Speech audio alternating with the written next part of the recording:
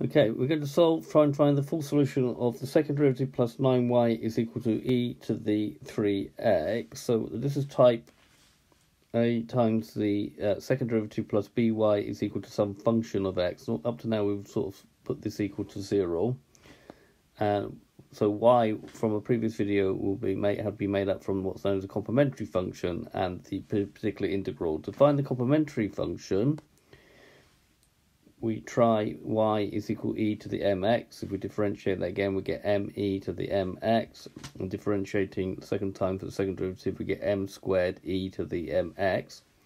Substituting into our differential equation, but this time no f of x on the end, we'll put it equal to 0. We get m squared e to the mx plus 9e to the mx is equal to 0. We factorize out e to the mx, and then we get left with m squared plus 9 is equal to 0.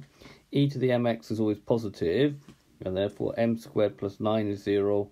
M squared will be equal to minus 9. M will be plus or minus 3i. And therefore y will be pe to the 3ix plus qe to the minus 3ix. Using Euler's relation, have e to the I theta is cos theta plus I sine theta, and therefore we're going to have p cos 3 theta, because we've got 3x, not x, 3 theta plus I sine 3 theta, plus q cos minus 3 theta plus sine minus 3 theta. Now, cos minus theta is equal to cos theta, and sine minus theta is minus sine theta, so the first bit stays the same, but the second bit we get q cos theta minus I sine 3 theta. Writing that out, now collected together we've got p plus q lots of cos 3 theta, and we've got I of p minus q sine 3 theta.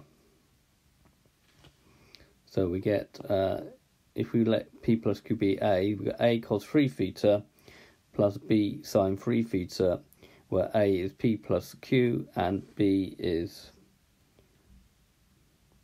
I times p minus q. For the particular integral,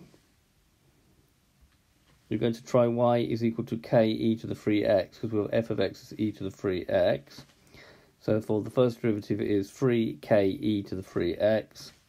The second derivative is 9k e to the 3x. Substitute into the full differential equation, and then we're going to get the second derivative, which is 9k e to the 3x plus 9 times y, which is k e to the 3x, must be equal to e to the 3x. That gives me 18k e to the 3x is equal to e to the 3x. Equating coefficients, we're going to have 18k on this side and 1 on this side. That means that k is 1 over 18. And the particular integral is 1 over 18 e to the 3x. The total solution y is made up of the complementary function plus the particular integral. So it's going to be a cos 3 theta plus b sine 3 theta plus 1/18 e of 3x. So this has been a video to show you how to find the full solution of a second order differential equation when the auxiliary equation has complex roots. I hope you've understood, and I thank you very much for watching.